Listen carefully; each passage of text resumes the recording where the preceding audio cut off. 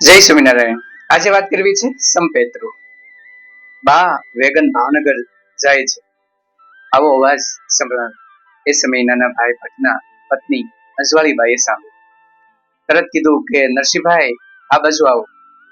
Vegan લઈને નરસિંહભાઈ ભાવનગર જતા અંજવાળીબા પાસે આવ્યા એટલે કીધું તમે ભાવનગર જાઓ છો તો અમારા ધાણા તમે લેતા આવજો।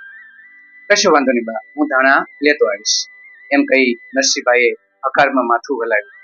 વેગન ભાવનગર તરફ રવાના થઈ। સાંજે ભાવનગરથી પરત આવી નરસિંહભાઈએ ધાણા અંજવાળીબાના હાથમાં સોંપ્યા। ધાણાની કોથળી થોડી તૂટેલી હતી, એટલે અંદર ધાણા થોડા ખરાબ પણ હતા, તોડવાળા। અને અંજવાળીબા ચોખ્ખાઈના ખૂબ આગ્રહી એટલે કીધું નરસિંહભાઈ શું તમે ધૂળવાળા ધાણાની અંદર નાખ્યા છે? નરસિંહભાઈ કીધું હા બા, પાછળ રહેલી કોથળી જરા તૂટી ગઈ હતી, આથી મેં એ ધાણા આ કોથળીની અંદર પરત નાખ્યા છે। તો કે હવે મને એ ધાણા નહીં ભાવે, મને જે ધૂળવાળા ધાણા છે એ કામમાં નહીં આવે, એમ કરો આ ધાણા તમે લેતા જાઓ। અને એમ કહી અને એ ધાણા ભરેલી કોથળી નરસિંહભાઈને આપી।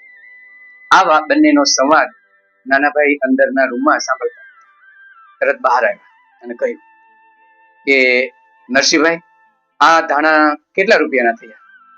ના ના, એ ધાણા તો હવે હું રાખું છું, તો હવે તો કિંમતની કોઈ અર્થ નથી। નાના કહો આ ધાણાની કિંમત કેટલી થઈ?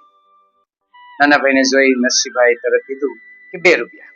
એટલે તરત નાનાભાઈ કીધું બાબુની બા જાઓ અને 2 રૂપિયા આ નરસિંહને આપી દો। બાકી પણ ધાણા હું ક્યાં રાખું છું? ધાણા તો હું એને આપું છું ને। ધાણા કોના માટે મગાવ્યા હતા? આપણા માટે મગાવ્યા હતા ને। શું આપણા ધાણા એમને દઈ દેવા?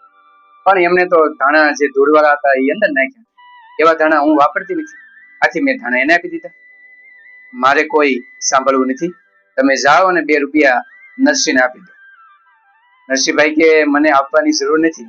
નાનાભાઈ આંખો તેની સામે કરી। નરસિંહભાઈ કશું બોલ્યા નહીં। અંજવાળીબાએ કીધું પણ નરસિંહભાઈના ઘરે પણ અથાણું કરવાનું છે, એની અંદર ધાણા વપરાઈ જશે। ત્યારે નાનાભાઈ કીધું શું આપણા ધાણા માટે અથાણું બનાવે અને અથાણું કરીને ખાય અને ધાણા આપણા વપરાઈ જાય એવું તો ઈચ્છે છે? મગાવ્યું હતું આપણે તો આપણે એના પૈસા દેવા જોઈએ। તું જલ્દી જા અને 2 રૂપિયા નરસિંહભાઈના હાથમાં સોંપી દે। અંજવાળીબા તરત ઘરમાં ગયા, 2 રૂપિયા લીધા અને નરસિંહભાઈના હાથની અંદર સોંપી દીધા।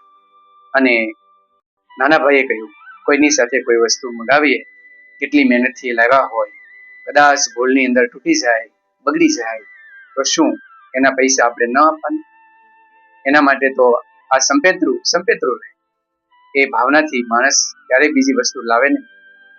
અંજવાળીબા નાનાભાઈના દરેક નિયમોનું પાલન કરતા અને નક્કી કર્યું કે આજ પછી ધ્યાન રાખીશ।